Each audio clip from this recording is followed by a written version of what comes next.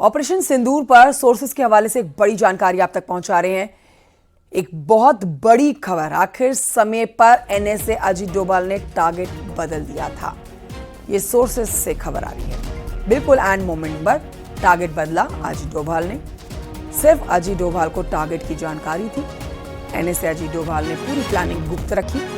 Sources बता रहे हैं कि पाकिस्तान पर हमले से 2 घंटे पहले टारगेट बदला गया।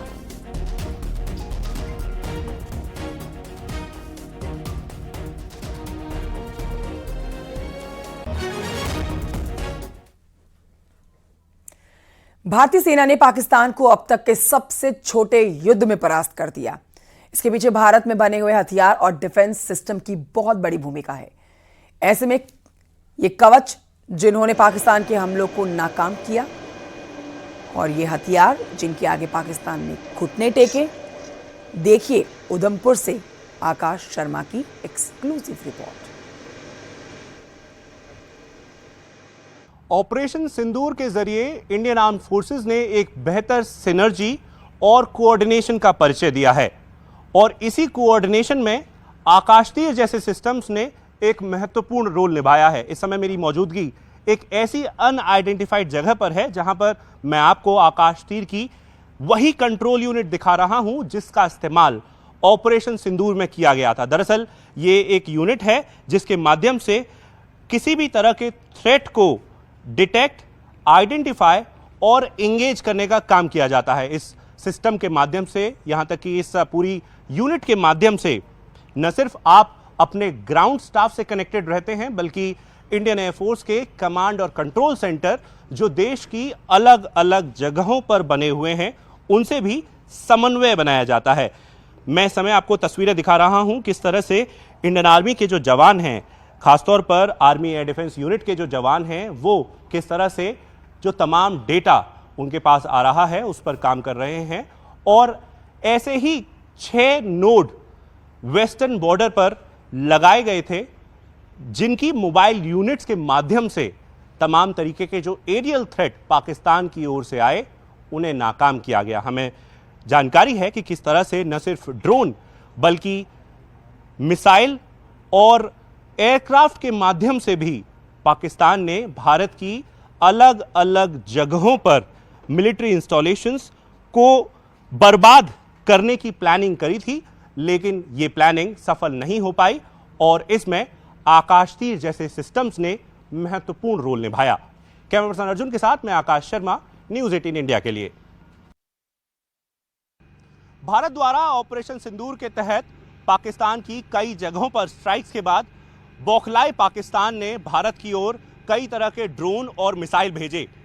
उधमपुर स्टेशन एक ऐसा स्टेशन है जो पाकिस्तान द्वारा लगातार टारगेट किया गया और यहां पर इंडियन आर्मी की एयर डिफेंस यूनिट ने किस तरह से आने वाले हमलों को कहें कि नाकाम किया, उसकी एक बानगी हम आपको दिखा रहे हैं। यह है टर्किश ड्रोन जिसे इंडियन आर्मी की एयर डिफेंस यूनिट ने गिराया था और इसके साथ जो बारूद था उसे निकाला था। इसमें आप देख सकते हैं कि किस तरह से जांबाज़े मुरीद कर एक मैसेज भी लिखा हुआ है जिससे कहीं ना कहीं ये साबित हो रहा है कि इसे मुरीदके से जहां तक है भेजा गया था और जब भारतीय सेना ने इसे गिराया तो किस तरह से इसके जो फ्रेगमेंट्स हैं वो बिखर गए, उन्हें भी यहाँ पर कलेक्ट कर रखा हुआ है। ये आप तस्वीरों के माध्यम से देख सकते हैं। हमें जानकारी है कि किस तरह से L-70, ZU-23 और तमाम तरीके की जो ऐसी AD गन्स हैं उनका इस्तेमाल कर भारतीय सेना ने ऐसे तमाम हमलों को नाकाम किया था। ये हम सभी जानते हैं, लेकिन ये फ्रेगमेंट्स कहीं ना कहीं बता रहे हैं कि किस तरह से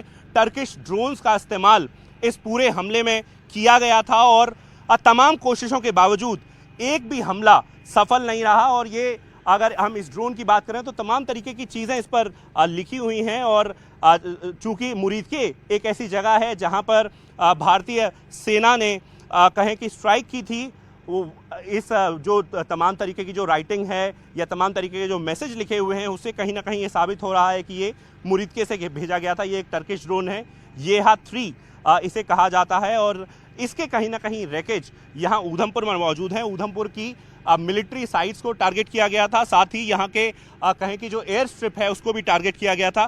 कोशिश की गई थी कि कहीं ना कहीं यहाँ पर एयर स्ट्रिप को खराब कर दिया जाए या जो रडार सिस्टम है, जो सेंसर्स हैं, उनको डिस्ट्रॉय कर दिया जाए, लेकिन एक भी हमला सफल नहीं हो पाया और कुछ इस तरह से कहें कि नतीजा था तमाम ड्रोन्स का या तमाम मिसाइलों का जो इस तरफ भेजी गई थी। कैमरा पर्सन अर्जुन के साथ मैं आकाश शर्मा, न्यूज़ 18 इंडिया के लिए।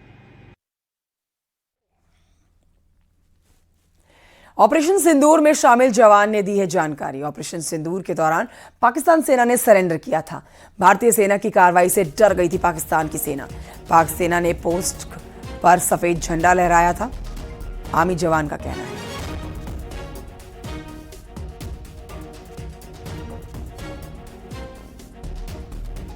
8 और 9 मई की रात को दुश्मन ने हमारे ऊपर अचानक फायरिंग की और उस फायरिंग की आड़ में उसने इन्फिल्ट्रेशन की कोशिश की। मैंने और मेरे साथियों ने उस इन्फिल्ट्रेशन की कोशिश को अपने ऑब्जर्वेशन इक्विपमेंट की मदद से डिटेक्ट किया, दुश्मन पर अचूक फायरिंग की और उसकी घुसपैठ की कोशिश को नाकाम किया। हमारी फायरिंग का नतीजा ये निकला कि सुबह तक दुश्मन अपने घुटनों पर आ गया और उसने अपनी पोस्ट पर व्हाइट फ्लैग लहरा दिया।